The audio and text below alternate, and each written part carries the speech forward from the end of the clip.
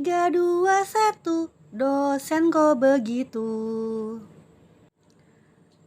Hola, berjumpa lagi di episode 2 podcast DKG Dosen kok gitu bersama Momi Efta. Episode 2 ini kita akan ngobrolin tentang dosen yang kok gitu nilainya. Kalau nyeritain dosen yang satu ini harus kembali ke kesan pertama kali Mami Efta ketemu dia. Jadi waktu pertama kali ketemu, tampilannya bapak-bapak banget, sering banget pakai batik di setiap video online pembelajaran. Ketika ngajar, pola bicaranya juga teratur banget, bener-bener khas orang-orang PR yang bener-bener terstruktur deh gitu kata-katanya. Kalau ngomongin pintar, nggak usah ditanya. Ini dosen bener-bener kelihatan pintar banget. Dan sangat interaktif sama mahasiswa. Ini yang bener-bener di awal semester banyak banget yang ngidolain dia. Karena sebegitu menyenangkannya belajar sama dia. Tapi sampailah kalau misalnya dia ngasih tugas, lalu ngasih ujian. Benar-benar sebuah tugas dan benar-benar sebuah ujian buat semua mahasiswa yang diajarnya.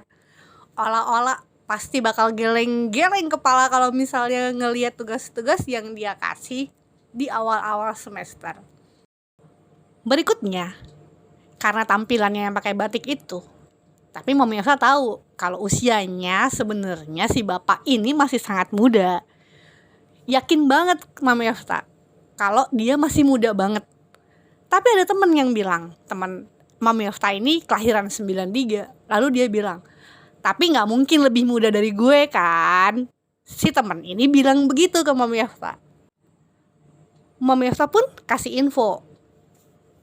Menurut gue nih, si bapak kelahiran 96. Dan dia gak mau terima. Teman Mami Efta tuh gak mau terima kalau si bapak lebih muda dari umurnya dia. Padahal setelah kita cari tahu sana sini, termasuk stalking Instagramnya, cari tahu datanya di Dikti, beneran si bapak kelahiran 96. Jadi bapak ini adalah dosen muda yang tampilannya bapak-bapak di balik si batiknya itu. Oke, olah-olah, kita balik ya. Gimana sih bapak itu setiap ngasih tugas dan ngasih ujian. Bener-bener ujian hidup rasanya. Karena biasanya banyak dan detail. Bener-bener totally banyak. Bener-bener poinnya banyak. Yang ngalamin diajar sama si bapak ini, bener-bener pengen teriak, Pak, gempor Pak, banyak banget tugasnya Pak. Kayak gitu.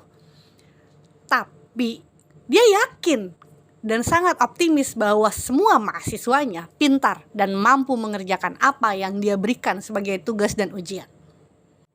Dan menurut Mami Efta, ini benar-benar positive vibe banget buat mahasiswa untuk memompa semangatnya dan push their limit to the max. Di episode 1, Mami Efta udah info kalau misalnya Mami Efta tuh kuliahnya 100% online di kampus siber pertama di Indonesia. So, most of tugas dan ujian adalah output karya, berbentuk karya. Jadi bukan cuma sekedar esai isian, apalagi pilihan ganda. Jauh banget dari situ. Kebanyakan bikin video, bikin karya, bikin presentasi, bikin makalah, bikin jurnal, yang seperti itu. Dan si bapak ini mungkin buat teman-teman yang dapat tugas copywriting dari dia bener-bener banyak banget, sampai finally Mami Efta sempat ngejapri bilang, Pak, ini sebenarnya sangat gampang. Bener, buat Mami Efta itu gampang, tapi it's too much, banyak banget, karena ada sekitar 100 headline dan copywriting yang harus dibikin dari 10 produk, 5 produk jasa dan 5 produk barang. Tapi tetap ini jadi dosen favorit banyak mahasiswa. Karena yaitu, kok gitu nilainya? Olah-olah pasti nanya deh, nilainya kok gitu tuh kayak gimana? Kayak gini loh, tiba-tiba nilai kalian bagus banget.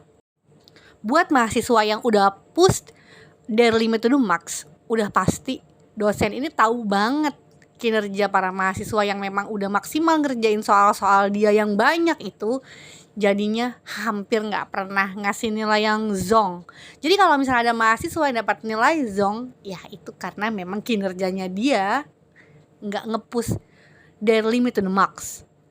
Bener-bener si bapak ini kalau ngasih nilai itu almost yang Mami Afta alamin ya, nggak pernah tuh di bawah 85, nggak pernah. Most of them yang Mami Afta terima di atas 90 gitu. Bener-bener sejalan sama apa yang dia kasih yang banyak itu dengan nilai yang diperoleh.